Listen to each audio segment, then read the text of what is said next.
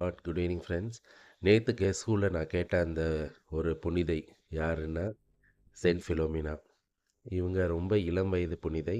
இவங்க வந்து 3ஆம் நூற்றாண்டுல பிறந்தவங்க. இவங்க வந்து கிறிஸ்துவ அறியாத ஒரு குடும்பத்தில பிறந்தவங்க. இவங்க தாய் தந்தையர் வந்து ஒரு ஒரு நோபல் ஃபேமிலி, அதாவது ஒரு அரச குடும்பத்தில் பிறந்தவர்கள். ஒரு சிற்றரசர்கள் ஆக்சுவலா.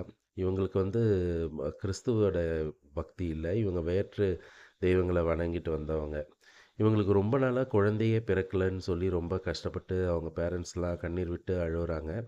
அப்போ வந்து ஒரு கிறிஸ்தவர் வந்து இவங்களுக்கு அறிவுரை சொல்றாரு. "நீங்க போய் அம் அன்னையிடம் வேண்டி மன்றாடுங்க. அவங்க வந்து உங்களுக்கு குழந்தை பாக்கியம் குடுப்பாங்கன்னு." அவங்களுக்கு அன்னைன்னா யாருன்னு தெரியாது, இயேசுனா யாருன்னு தெரியாது. ஆனாலும் விசுவாசத்தோட அவங்க ஜெபிக்கிறாங்க. ஜெபிக்கும்போது ஜனவரி மாதம் 10ஆம் தேதி 291ஆம் ஆண்டுல வந்து இந்த புனிதை பிறக்குறாங்க. இவங்க பிறக்கும்போது இவங்க தந்தை வந்து இவங்களுக்கு லூமினா அப்படின்னு பேர் வைக்கிறார். லுமினானா ஒளின்னு அர்த்தம். அதுக்கப்புறம் ஞானஸ்தானம் வைக்கும்போது இவங்களுக்கு ஃபிலோமினான்னு பேர் வைக்கிறாங்க. ஃபிலோமினானா ஒளியின் மகள் அப்படின்னு வைக்கிறாங்க. எந்த நேரத்தில் அந்த பேரை அவங்களுக்கு வச்சாங்களோ, அவங்க சின்ன வயசுலேருந்தே ரொம்ப கற்பு நெறி தவறாமல் இறைவனுக்கு உகந்த, இறைவனை ரொம்ப நேசிக்கிற ஒரு மகளா பிறக்குறாங்க, வளர்றாங்க. ஆண்டவர் மேல ரொம்ப அதிக பக்தி கொண்டு உள்ளவங்க. இவங்களோட பக்திய பார்த்து அவங்க பெற்றோரே வியக்குறாங்க. அந்த அளவுக்கு வந்து ரொம்ப ஆழ்ந்த பக்தி.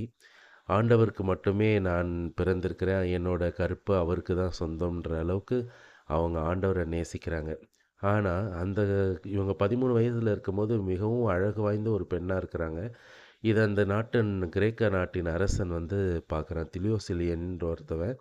அந்த அரசன் வந்து இவங்கள பார்த்து இவங்க மேல ரொம்ப ஆசைப்பட்டு இவங்கள கல்யாணம் கேட்குறான். ஆனா, இவங்க வந்து அதுக்கு ஒத்துக்கல. அப்ப இவங்க என்ன பண்றான்னா, இயேசு மேல நீ அதிகமான பக்தியா இருக்கிறதுனால, உன்னை இயேசுவ போலவே சித்திரவதை பண்ணுவேன்னு சொல்லி, பலவிதமான சித்திரவதைகள் பண்றான். அம்பு எய்றான். அதுல இவங்க சாவல. 40 நாள் ஆக்சுவலா வந்து அவன் கடுமையான இருட்டு சிறையில அடைக்கப்படுறாங்க. அங்க 37வது நாள் வந்து மாதா அவங்களுக்கு காட்சி குடுக்குறாங்க. காட்சி குடுத்து சொல்றாங்க, "மகளே நீ ஒண்ணும் கவலைப்படாத. இன்னும் 3 நாள் தான் இந்த உலகத்துல இருப்ப. 40வது நாள் நீ விண்ணகத்துல ஆண்டவர பார்ப்ப" அப்படின்னு சொல்றாங்க. ஆனா இந்த 3 நாளும் உனக்கு ரொம்ப கொடூரமான, கடினமா இருக்கும். ஆனா நீ கவலைப்படாத. சம்மனசம் உனக்கு உதவி செய்வார்கள் அப்படின்னு சொல்றாங்க. அதே மாதிரி அந்த அரசன் ஈட்டியால குத்துறான்.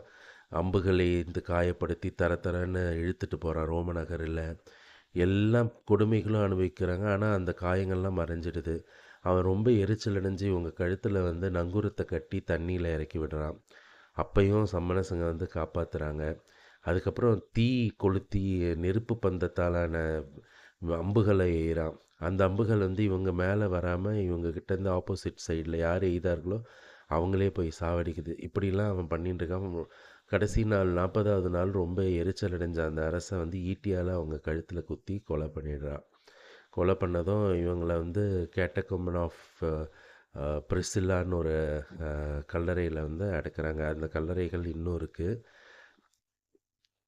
அதுக்கப்புறம் 1500 ஆண்டுகளுக்கு அப்புறம் இவங்க வந்து இவங்கள வந்து ஒரு குருவானவர் கண்டுபிடிக்கிறாரு. எப்படின்னா, அவங்க ஒரு அவங்க பங்குக்கு ஒரு கற்பு நெறி தவறாத ஒரு புனிதையோட அ புனித பெண்ண கொண்டு வரணும்னு ரோமுக்கு போறாரு. அங்க போய் அவர் ஆராய்ச்சி செய்யும்போது தான், அவங்களுக்கு வந்து இந்த பிலோமினாவோட கல்லறைய கண்டுபிடிக்கிறாரு.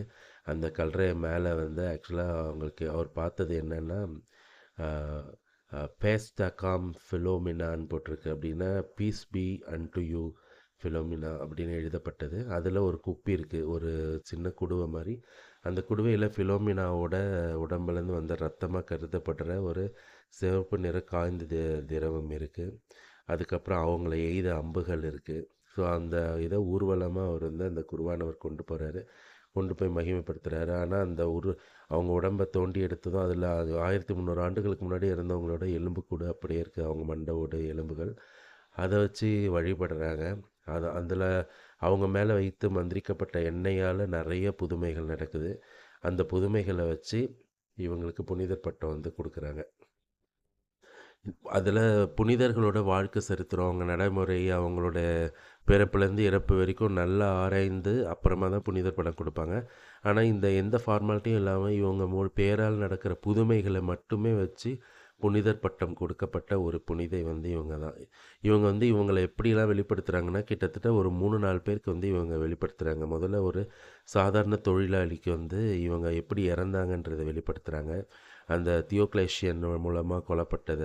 அப்புறம் ஒரு குருவானருக்கு ஒரு பெண் வடிவில காட்சி குடுத்து, அவங்க சுய வரலாற பத்தி சொல்றாங்க. அப்புறம் ஒரு கப்புச்சின் சபை மடத்து கன்னியஸ்ரீ கிட்ட வந்து காட்சியளிச்சு, அவங்க வந்து எப்ப இறந்தாங்க அப்படின்றது, எத்தனை மணிக்கு இறந்தாங்கன்றதையும் சொல்லியிருக்காங்க. ஆகஸ்ட் மாதம் 10ஆம் தேதி வெள்ளிக்கிழமை 3 மணிக்கு அவங்க வந்து இறந்திருக்கிறாங்க. 304ஆம் ஆண்டு. இத அவங்களுக்கு வெளிப்படுத்தியிருக்காங்க. இந்த மாரி வெளிப்படுத்தினத வச்சு தான் இந்த புனிதையோட வாழ்க்கை சரித்திரத்த எழுதியிருக்காங்க.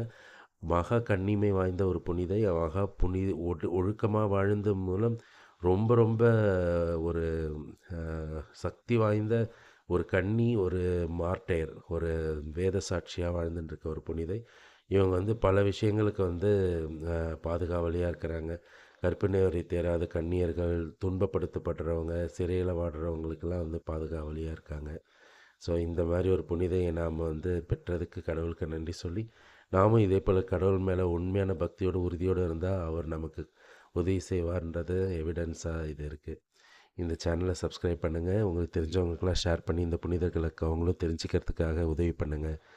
Praise the Lord.